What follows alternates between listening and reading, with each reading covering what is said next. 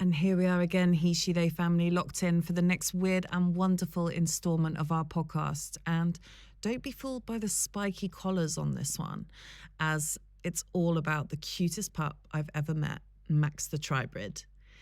Max identifies with the pronouns they and he. Yes, people can interchange or happily answer to two pronouns as they wish, and it's not to confuse anyone, it's simply how they're feeling.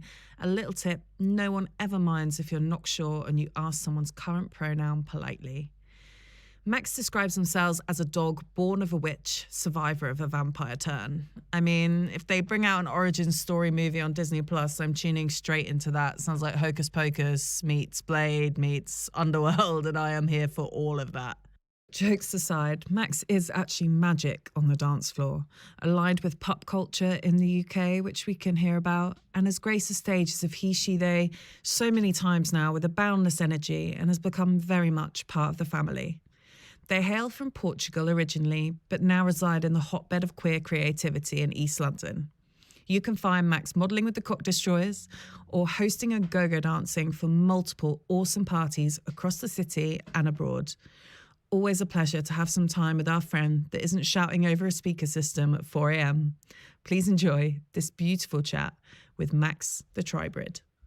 So it's a great honour today to welcome Max the Tribrid with us, one of our esteemed He.SHE.THEY performers, but also a host for many other wonderful events, a model, a go-go dancer, performer, multi-talented creature we have here. So welcome, Max. Thank you so much for joining us. Thank you so much. Thank you so much for having me. It's always a pleasure to talk with you or to be with you or work with you. So thank you. We do love Max. Do. I mean, I know you and Stephen met a bit before us, so I'm sure you can also explain that to us. But I just wanted to just kick off, Max, by saying how we met and how your journey with He.SHE.THEY started, with me as part of it as well. So I think the first time we met was when you came along to a GQ shoot that we did for our clothing films. Yes. In a very unassuming sort of non-studio in Dalston that was a really, really fun morning. You're just so sweet and kind from like the moment that we met. And I think then from that, the next time we met was actually about a few weeks later at Brighton Pride, where He.SHE.THEY was hosting the 5,000 capacity dance tent Big Top. And you danced with this like boundless energy, totally powered by 7-Up for literally about 12 hours, and it was the most incredible thing. True. And I think ever since then, you've just been part of the family massively. So obviously things are a bit difficult at the moment with COVID and how we're all dealing with this in the events and performance industry.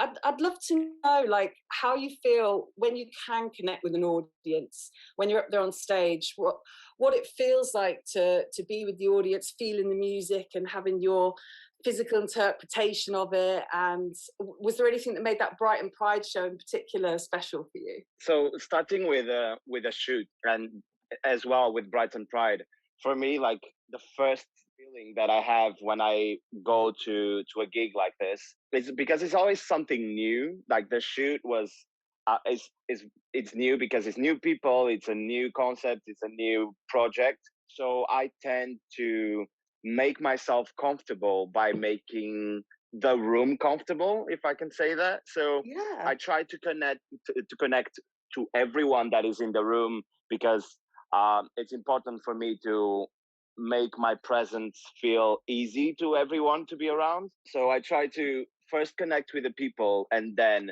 get the job done. So on the photo shoot, meeting everyone and like seeing everyone's perspective of the job that we are doing and everyone putting their own input to it. It's a kind of learning process for me because everything is new, kind of new to me. So I just try to absorb everything at the same time that I'm trying to give myself fully. Mm-hmm. So when we go to a stage like Brighton Pride, that was, I still say that is one of my biggest events, and one that I will remember for the rest of my life. Just the feeling of having so many personalities backstage. And the thing is, my energy comes from everyone's energy, because it's like I just want to match my energy with everyone else. So if I see five people full of energy, I'll be five times with more energy for everything that I will do. I love that. And then when I go to the stage and I see 5,000 people in front of me, I'll be like, okay, this is a lot, so I need to give a lot. That's why I was like, and I don't know, honestly, I just have a lot of fun. For me, it's like, it's okay, the job title is, okay, I'm a dancer and it is my job to dance, but it's for me, it's just having fun, and just have fun myself personally, and entertain the crowds, because people are there to have fun as well. And as well, for everyone that is dancing with me, I want to I always feel the connection, and I always interact with anyone that is on stage with me. So it's just like explosion of energy for every end. So that's why, like, on stage or backstage or wherever I go, I just try to give my best. It I was would say it was an electric atmosphere that day. Like it really, really it was. was. It was the biggest show that we had done to date at that point, and I totally agree. The all of the different personalities that were backstage and the excitement that was there. It was just. I mean, between running around, I just couldn't stop like laughing and smiling and hugging everyone all day. True. It was beautiful. It was, the day was amazing, in terms of the day itself was amazing, because it's a big event. It's Pride. Is the day that like we should be allowed to have fun any day, but like Pride is our day that we can be ourselves without even thinking twice. I try to do that every day, but Pride is that day that it's over. It's to enjoy the maximum, and yeah, that event will be saved in my memory. Yeah, it will be. Me too, for sure. And that, like the week after that Brighton Pride show, we then took the brands. I went with Waxwings, Lewis G. Burton, and Louisa to India to take the brand to India for the first time. And through doing those shows, which was so incredible to communicate our ethos to a country like India, who's only recently started to adopt a lot more of an equal rights approach. It was very special, and from the connection of us being there for that party, we introduced you to the Kitty Sue family, and I think within a few months after that show, Yes. you were out there yourself. Can you tell us a little bit about that experience?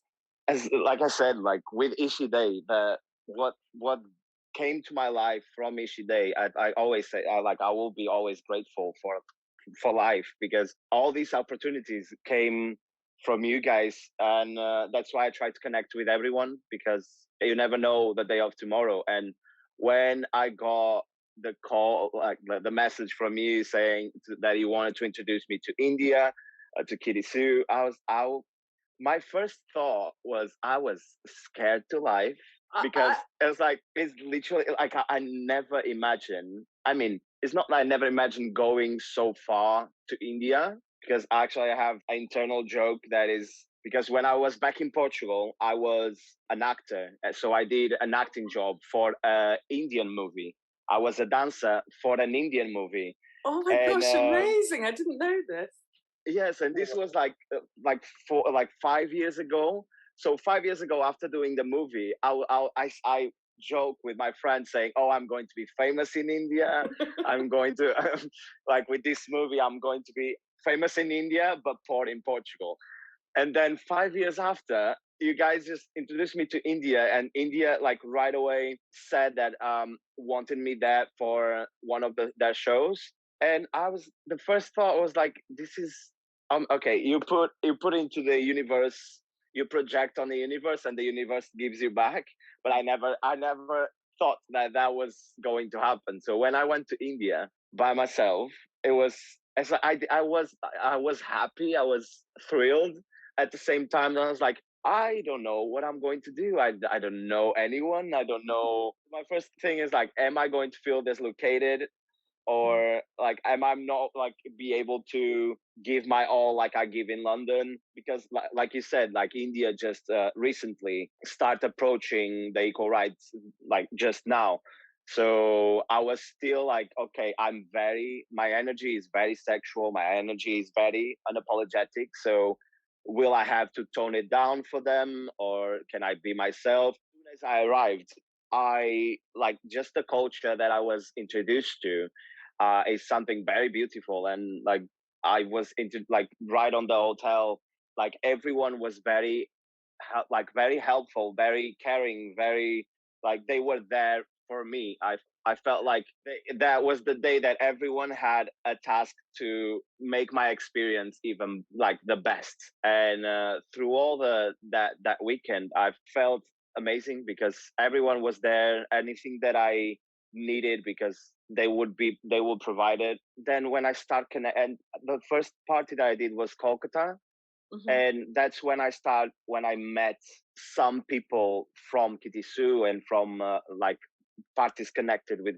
Kitisu. It was the same energy that was given in London. It's like after all, we all same people, and we all there to have fun, enjoy, and was really magical. Was really really good. The hospitality of the Indian people is really second to none, and it doesn't kind of matter really where you go. The kindness and the friendliness I've experienced from that country on many occasions just like is emotional. And Kitty Sue are the most wonderful hosts, and I was blown away by the open-mindedness of everyone at the party, everyone organising the party, and it was such a pleasure to be there. When Lewis was playing, they were wearing like this backless Vivienne Westwood floor-length gown, and it was just everyone was just so excited to meet Lewis and to have their picture taken. And it was, but I understand it was like I felt nervous going there. I was worried about sort of all of the things that you mentioned, and I wanted everyone to feel comfortable and to be fully themselves. But then Stephen and I often sort of discuss how sometimes if you want to create change and if you want to do different things, there is some element of sort of bravery to put yourself into a space that may not be very well occupied, so that you can create some sort of representation and education for the people that are around you, for sure. So I bet they loved you. Yeah, like everyone that I met was very open-minded. I was like, they didn't say that I couldn't do anything that I was planned to do. Being like just the people that I was working with in the party, the people that were that for the show, it was the energy was like welcoming, was very welcoming, and people it's very genuine. They are very genuine. They have no, I felt that there's no filters to people. Meanwhile, in London you always have good time, but there's times that you can feel not as comfortable. Through that I felt comfortable throughout, because they were there to experience anything that would happen, because they for years they couldn't. So everything that happens now there is so genuine, so new, that is refreshing for me to come to a place that people are so open to see whatever you have to give them, and they appreciate what anything they will give, they will appreciate. And then after, they came to talk with me, talk to me, take pictures. They were always very friendly, it was a total experience that was crazy.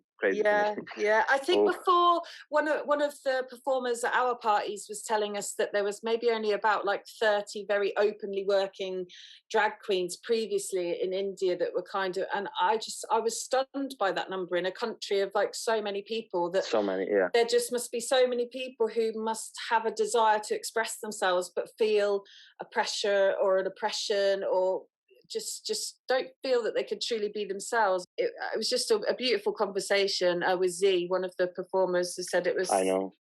Was Z there for your shows too? Yeah. I met her. Incredibly talented.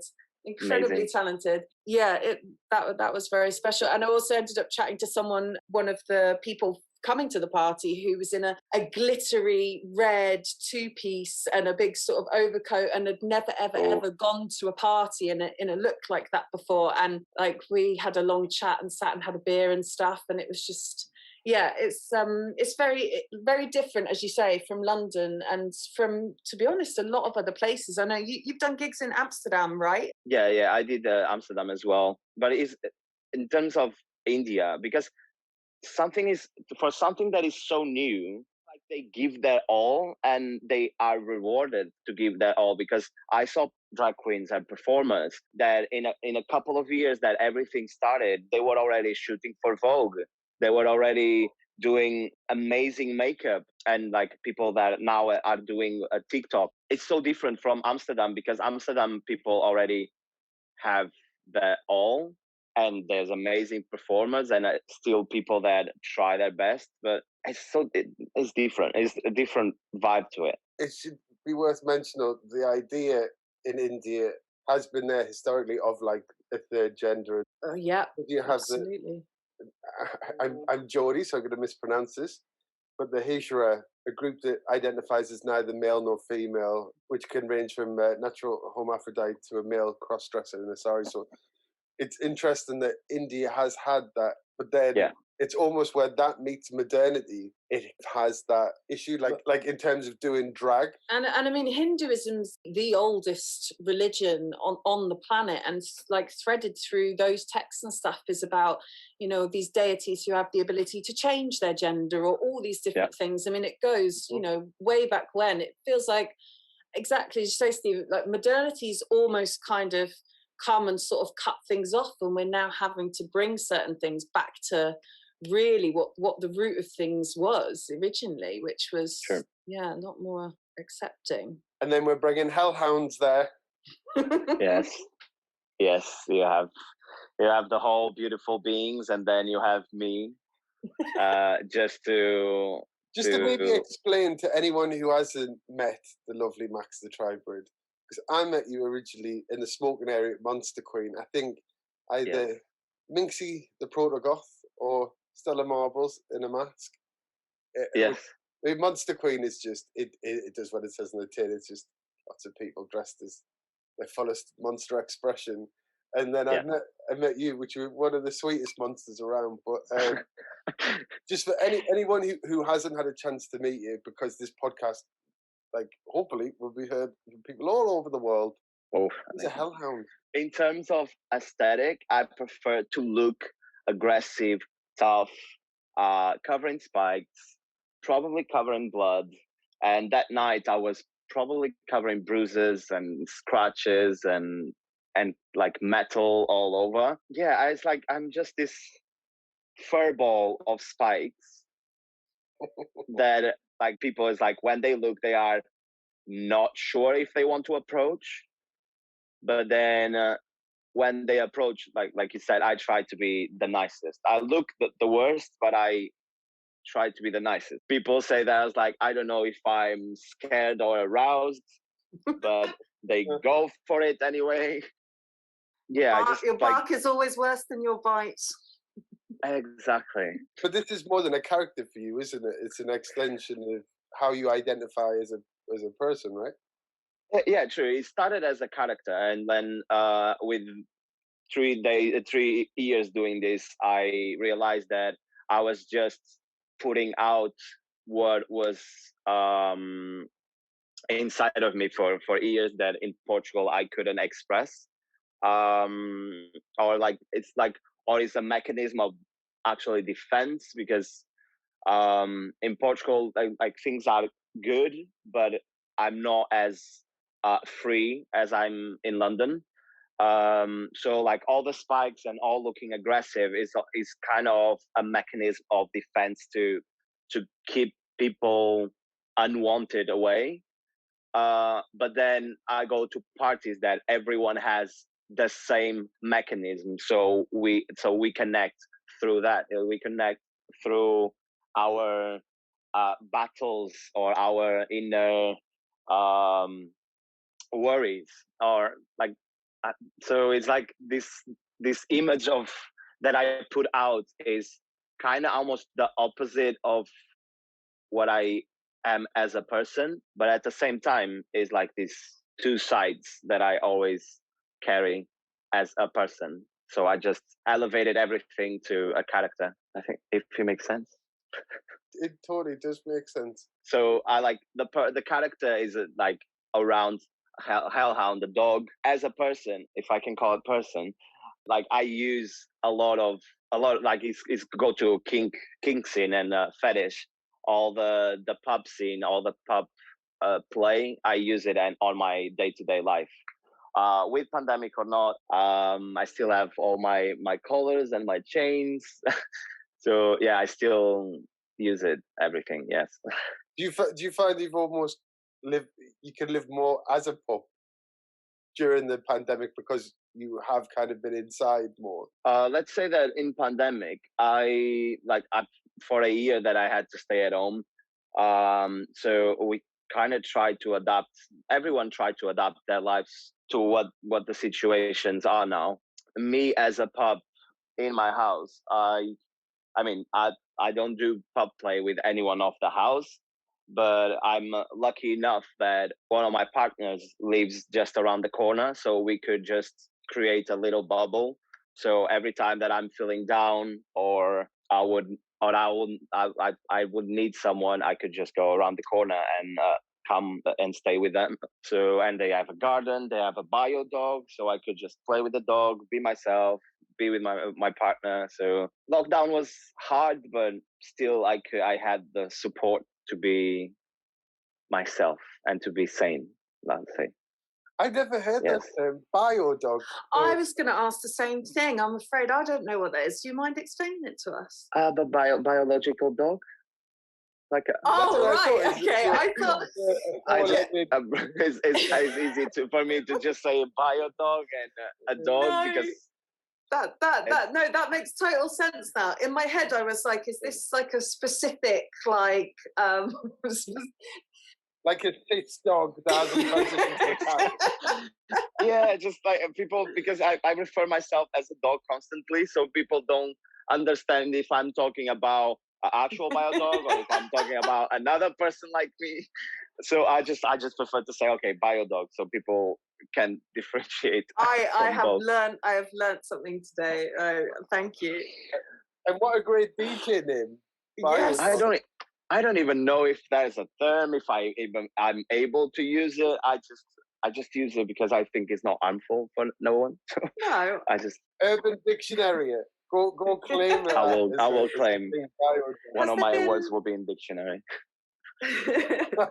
Has there been some sort of pup community events and different things online, and is there pockets of this type of culture in like lots of different cities around the world, or do you find it's centered in sort of specific places? Or let's say that fetish communities are there and are always trying to do events, especially in London. I have a lot of friends that are like even working with Recon, that is the app where all the fetish people can socialize and talk with each other. So there's been events online, both like cabarets, both singing competitions that I was singing competitions meanwhile you are in gear. So there's it was a pop kind of like X Factor. It's more like an Eurovision for Kingsters. Oh my god! It was amazing. It was amazing. Why the fuck have you not told us about this? I thought it was everywhere. It was like friends of mine that was just like I think it's called Gear Tunes. Yeah, but like it was like even from it was like a Eurovision that it was people from every country. They would choose one person in gear to go to sing live, like sing to the camera. So it was actually really nice to see. But yeah, like in terms of kinksters and the fetish community, there's always it wasn't the lockdown that stopped us to do online events. In terms of I mean, just with that, just before you jump past it, you sing. So did you sing? Did you represent Portugal? Oh, I did not represent Portugal. Sorry, I still like my singing journey is still very much in the shower. I'm trying to get out of the shower, but I've heard you sing. You're all right. You're good. yeah. I didn't even know you sang. Do you have a favorite? Like, what's your favorite song to sing in the shower? Right now I'm around Miley Cyrus, the new album. Mm-hmm. Like I try to go close to my tones. Like I don't try to sing something that is out of my range. So what else? Dua Lipa as well. It's like pop. I'll go always to pop kind of thing. Sam Smith if we go into more masculine voices. Who else? And it's like it's just around that. I always go far beyond my reach with my vocal range in the shower. Only when I know no one can hear me, because it feels good, even though it sounds terrible. I'm not the best singer. It feels good. It's a whole therapy. I was like, people on this house know that when I go to shower, no one can just interrupt me because I'm giving a full concert, like 1 hour and a half.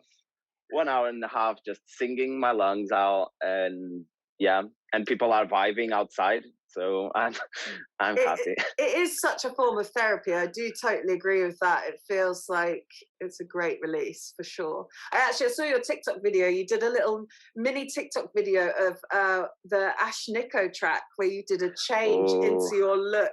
That was fabulous. Absolutely. Yes, HE.SHE.THEY been as well for me too, because she talks of things that I always say. Like there's a part of the song that she says, "Being a bitch is my kink."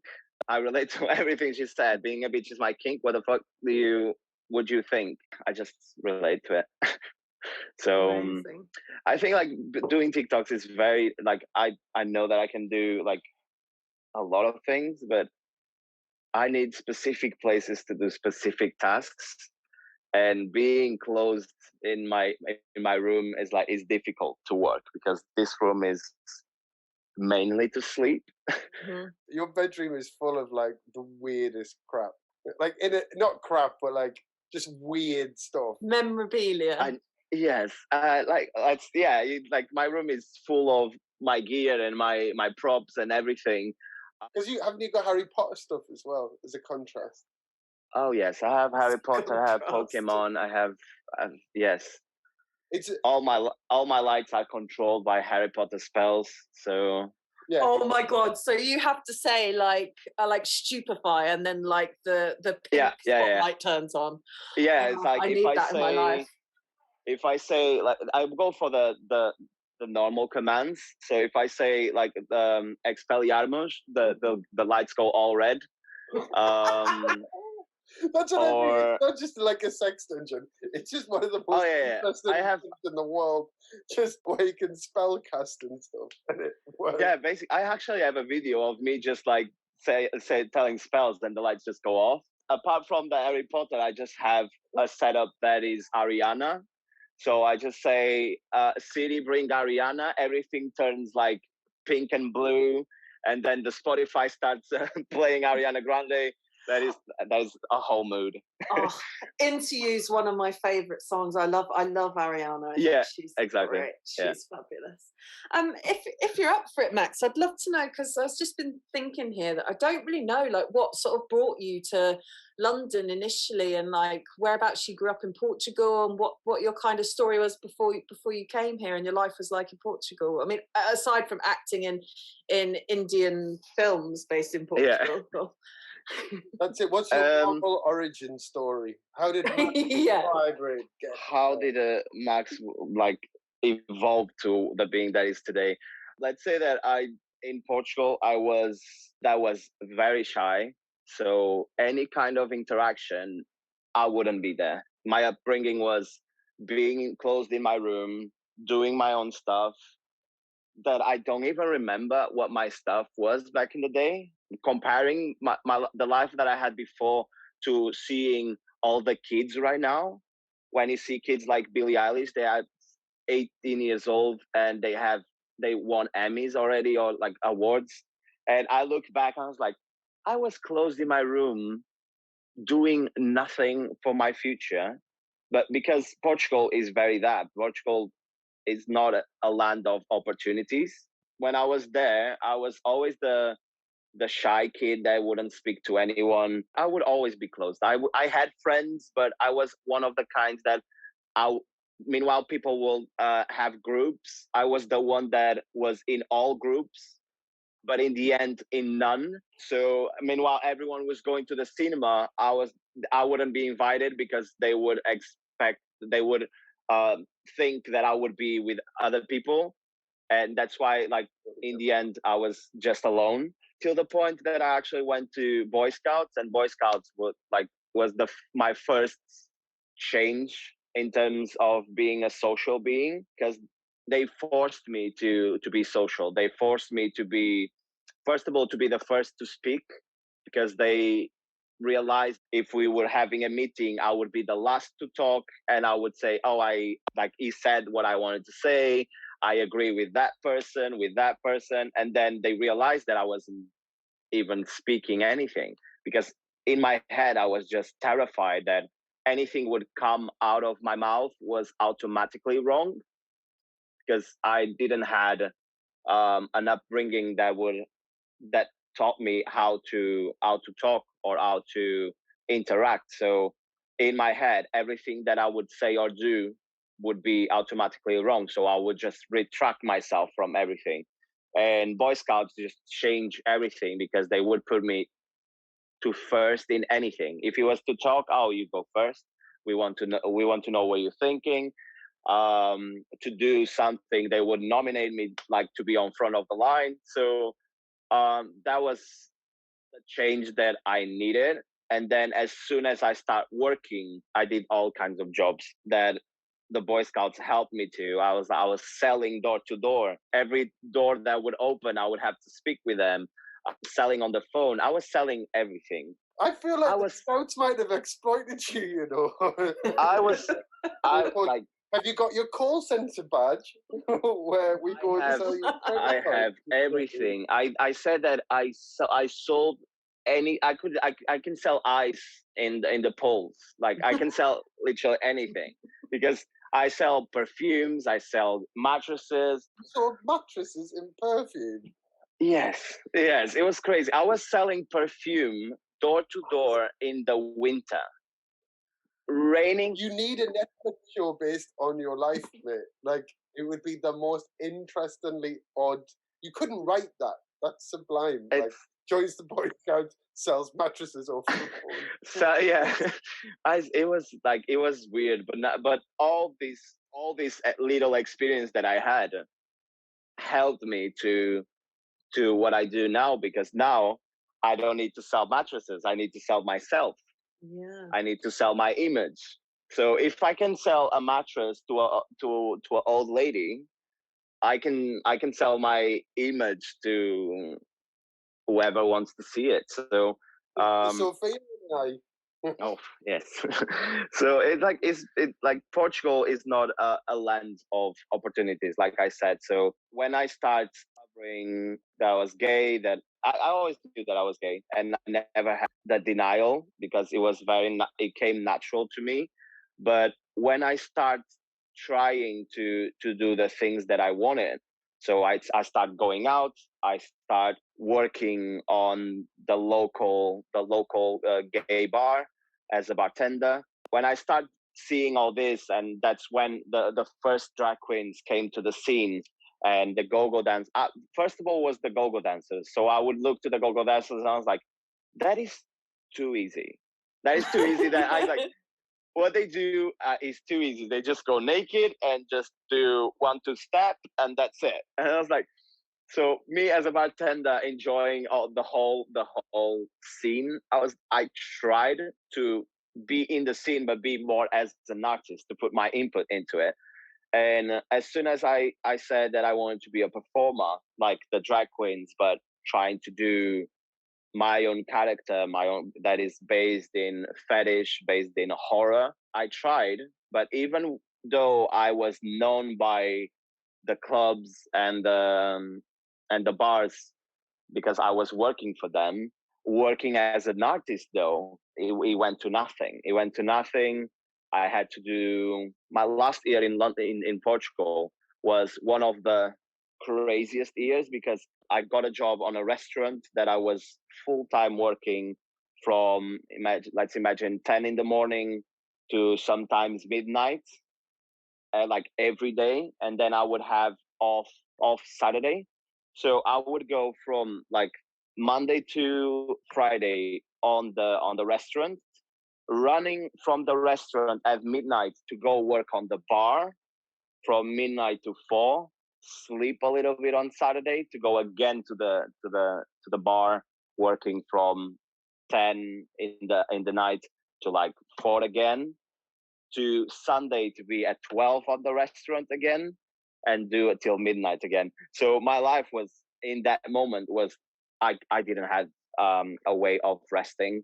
And then I had problems with the restaurant. The restaurant just closed, and from one day to the other I had just the bar. And I said, okay, let me try to do more in the bar and be an artist. And then was that when was the Hellhound born as a character then, or were you a different character at that point? I was very mild on what I was giving there because I knew that they weren't ready for the horror style of things. For horror style, so I was just giving like this pop go-go dancer kind of thing. But yeah, but then everything, because I lost a job, I couldn't have any other job because Portugal is very that there's no opportunities right away. In the end, I couldn't be an actor because there's only just one job for a million. I couldn't be a performer because there's no stage to offer. There's no open nights that you can try something new. They just play safe, let's say that. My last month, I went from working every day to not having work. And because I didn't have work, I lost my house.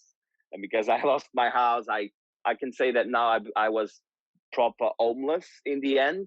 And that's what made me get the decision to move out of my country, because my life, it wasn't not I don't want to be homeless, and I don't want to take the route of everyone that I know in Portugal. They go for the shittiest job and they just compromise their life to have money. I don't want to compromise. I feel like I'm destined for more than a compromise. So that's why I shoot my shot to go to London. I came to London with £100 in my pocket, no job, no house. But brave. That's very, very brave. Very brave.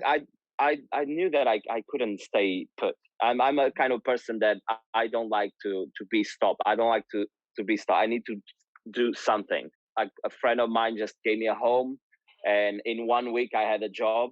For the first 4 months, I tried to settle down here. And when I settle down was when it's time to get back to the artistic side, because I came to London. No one knew me. I had zero connection. So it was like a rebirth. I could just no one knows me. So not even I know myself. I will do anything that my brain projects is what I will do, because that will be a learning experience to become the person that I want to be. And that's why I said that in the beginning, I started to create a character. And it was as well for the acting process. I was like, instead of going to castings and everyone would give me a different character, I decided to, I will create my own character, leave this character apart from my personal life. So I will live my life and live this character life and see where this character takes me. And then fast forwarding 3 years, not only is not just a character I found myself, but that discovery of this person or this character not only just made me alive here. I met all all my close friends. I met amazing people that I've been working and I can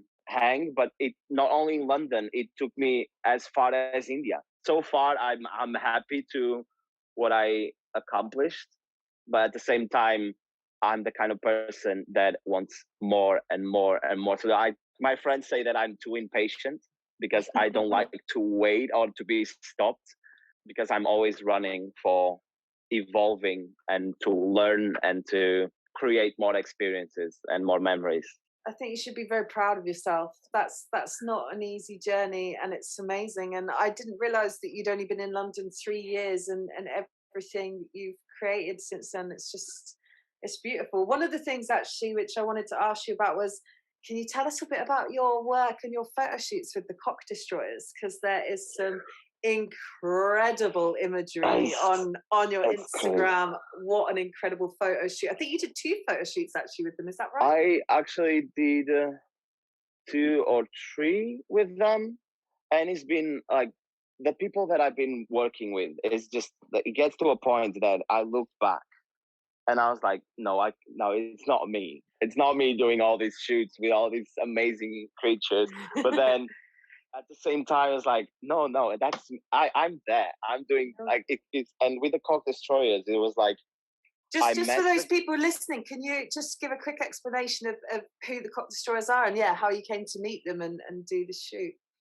So the cock destroyers became icons from day to night. It was one of the fastest growth that I see in years, when they just released a couple of videos being unapologetic themselves and very sexual. They were being sexual on the mainstream. They tried to pull the porn industry out of the shadows. They were brilliant doing that. Rebecca and Sophie. You are also the ultimate fucking allies, from queer rights, trans rights, sex worker rights, pushing feminism in a really unapologetic way. Because that video originally was about them organising a gangbang. True. The thing is, they get the joke, that they're so smart. That's one of the main things when you meet them. It's just how smart they are. Especially like Rebecca is like, she's thinking 5 thoughts on from anyone else in the room. Yeah, like the first time I met them, it was in Soho. GAY asked me, they were having a charity event that they would invite or ask people or performers, they could go to GAY, and they had a treadmill, and they just asked for people to run on the treadmill. It was just like these all characters like running on the treadmill to raise money for a charity. And that was the first time I met Sophie and Rebecca, because they were just running before me. I knew of them before from online, but that's the first time I met them in person. But they were running before me, but when I arrived, they already had finished, and I wanted to talk with them, but I almost wasn't able to, because they were already doing other stuff, and then I had to run. But because in that day I was working my muggle job, that is not very muggle. I was working on a sex shop. Muggle job. I was working on the sex shop. So from GAY to the sex shop that I work clones on, after the run, I was just walking to the shop. I see them on the street, just running toward, like not running, but like walking towards my direction. And I look back, and because everywhere the cock destroyers go, everyone stops and stares, because they are just these amazing beings that they are able to turn necks just by their existence. And because I was seeing everyone so agitated, I look back and they are just walking towards me, and I stop everything that I was doing. I didn't care even from the shop, and I run towards them just to say hello and saying that I really appreciate the job they're doing. We took the first picture right there. And then months later, through a good friend of mine, a photographer, Ruben, he said that he wanted to do some shoots. Is that Murky? Yeah, Murky. Yeah. Like the cock destroyers would be there, and I was like, because I met them in character, and this in character I mean they are over the top, very sexual. They are what you want to see. meeting them behind the scenes, they are the most amazing beings, so down to earth. When people say, "Oh, how are the Cock Destroyers in person?" I said, like, they are just like people like us, so loving, so calm, so like the conversation that we had wasn't even related to anything sexual, and like when you get to meet them personally, you have even more respect for the work they do because they are not over the top 24/7. That trope with like everyone who does like sex work, always just the trafficking kind of like narrative that people are forced into doing it. But like them, it's very much a choice on their own terms, and they enjoy doing Yes, the work. they said, no, I'm not doing what people want to see. I'm going to do what I want to do, and people will enjoy it because I'm enjoying it. Even the last photo shoots they've been doing, picking something that is mainstream and show it as their eyes. Every single thing they put out is my jaw goes to the floor. Because I work a lot with people that they work. In a way, we are always connected, and through Instagram, I'm always like commenting, and they always like very very nice back because we are always connected. Every time they do something, I'm always like, I want to be there. I want to do that. It's been a joy to see them. And the photo shoots that I worked with, in 1 minute, we are so down to earth, normal people. In the other minute, we are full characters, enjoying the moment. Especially one of them, that was the vampire turning. The two of them were turning like 5 or 6 other men into vampires. I love being covered in blood. If you're going to say that I'm going to be on a photo shoot that I'll be covered in blood, and not only covered in blood, I will have 6 other guys around me, fully naked, touching each other. That day. It's not real blood. No. No one was like, harmed in the making of this photo shoot.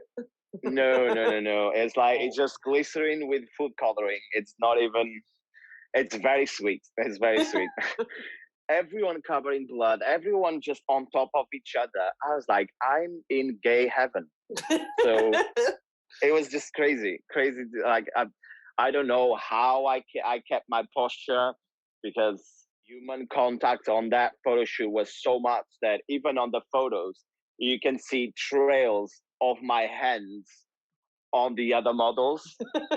Like I try my best to be very professional, and I was very professional, but inside my head, I think like my head just blacked out because it was too much to process.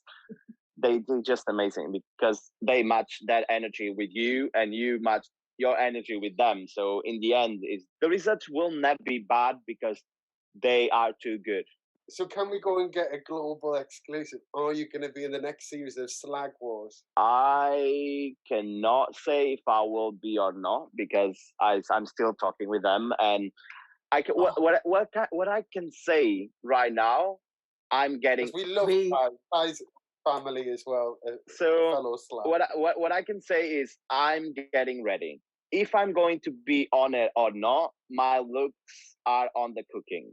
I really hope you are. I loved that first series of Slag Wars so much. Slag Wars is what the mainstream needs right now. For anyone who doesn't know what Slag Wars is, it's a reality show created and masterminded by the Cock Destroyers, where they are on the hunt for the ultimate slag, and there's a series of challenges, and it was launched on their website. It's basically the antithesis of what you might expect when you watch Love Island. It's fantastic, honestly. I loved every minute of it, and it just put like very nice and genuine people like the Cock Destroyers on the spotlight, and everything is so real and so nothing. Like I look at this show, and it's like nothing is planned. It's there always a plan, but in terms of what is happening, is very transparent to what a gay life is, and like because you have people from all backgrounds. You have the trans community, you have people that is non-binary, you have, for a lot of people, this is what is needed on the public eye. Tyrese, like being non-binary and showing that it's okay and it is what it is, and it's showing that anyone can be what they want to be and what they are. Just being who you are is already a struggle for most people, and then you have the input of the society that says that who you are is wrong.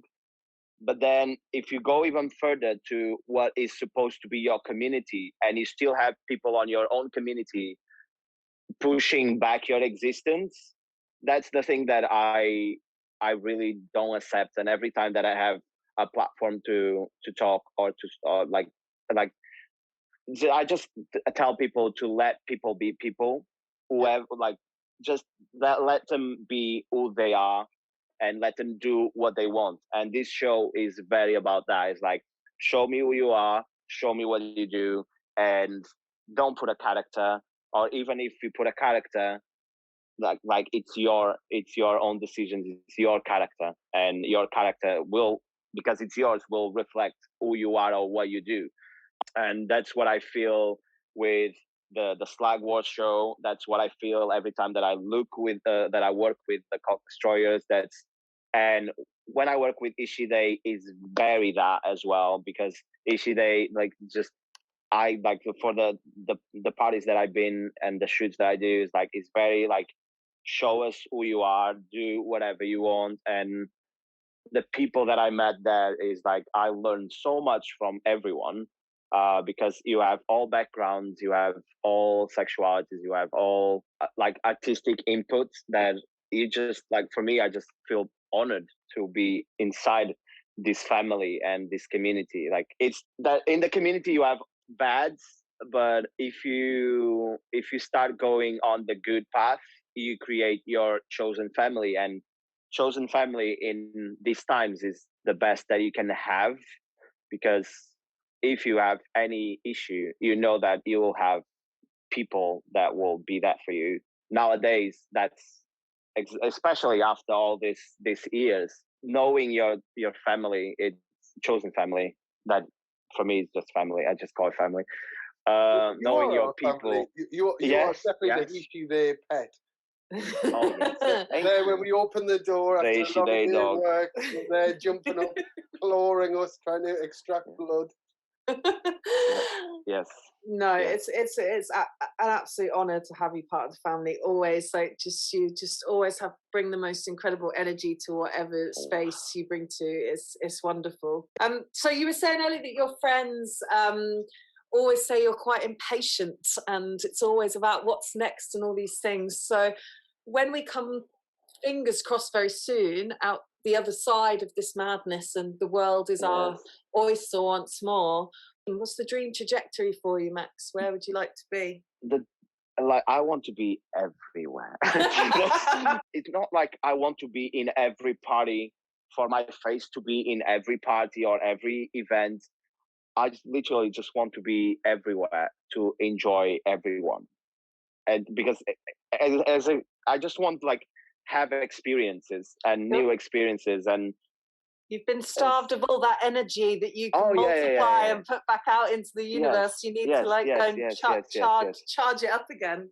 Well, yes, basically. Well, let us help you manifest, because you're doing yourself an injustice. And as a friend, I'm going to be a pushy showbiz mum with you. You have done the most incredible drawings for outfits, which I never knew. Like, you could do illustration. You're so talented at that. Oh, it's so good having everything from like dolls to like you want to write a film and do that, and like do a lot more acting work. One of the good things about doing this podcast and why we want to platform these different people and why we platform people on HE.SHE.THEY, just in general, like even when there hasn't been events and stuff, it's just because it's amazing when you go and say to people, we want to do something, it becomes real. Somebody will go, I did that with you. And it's mad, just the difference between keeping something in your head. Maybe someone's listening to this podcast and goes, do you know what? I need that person who can go and do that cool horror thing, or the next person casting Dracula or whatever.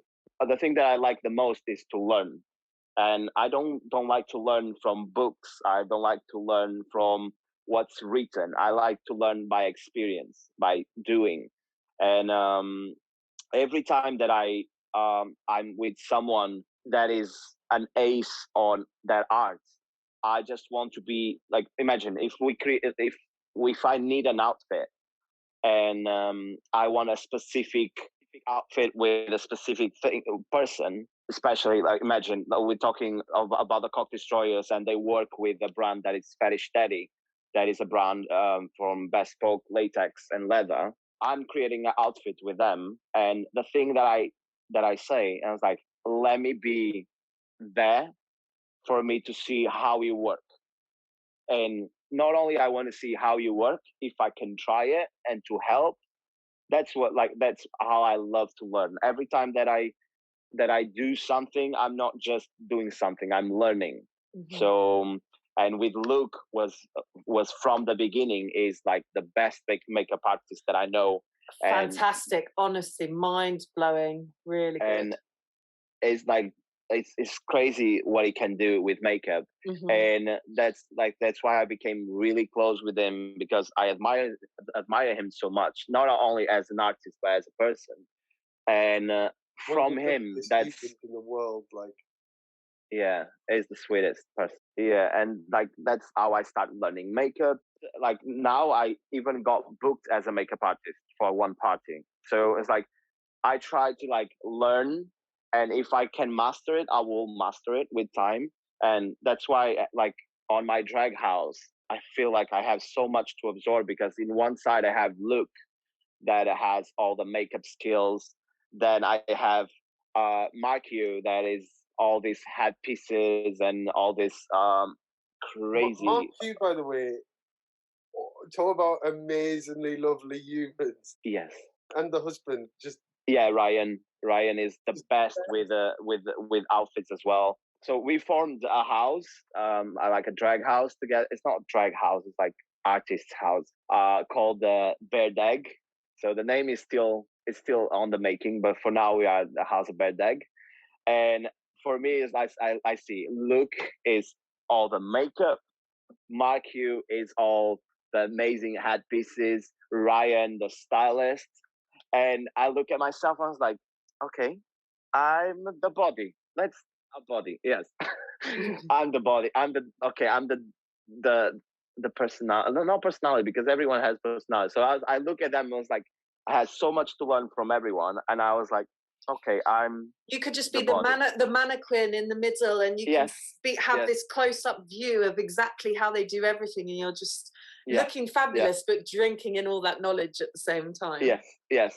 Basically, is that what happened? I was like, I'm the performance part of the house. That's what I want to do. Is like, I just want to learn from everyone. I want to learn how to do better makeup. I want to learn how to, the ideas that I put designs on the paper, I want to be able to make it myself with help of others. And since lockdown was good for that, because I could put a lot of my ideas that I had into the paper. That's the illustrations that I showed you.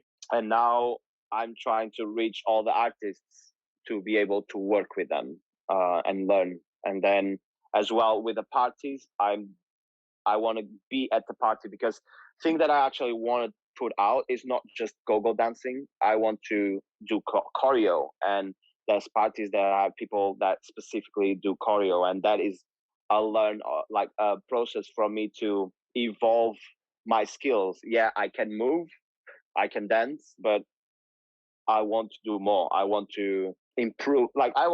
In the end, I want to improve myself every day. I want to learn one thing every day. That's what I try to do every day. Gorgeous. And what have you learned today, Max?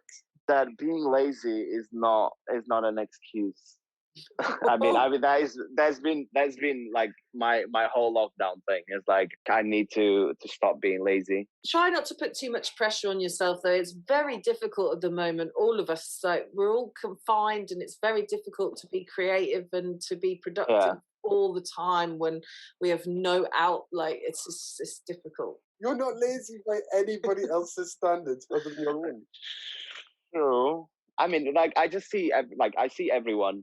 I try not to put the, like, everyone's work and compare it to me. No, I just see that I have, like, my head is just so full of ideas, and then it's like my body doesn't respond to the ideas that I have. So I need to just find the focus.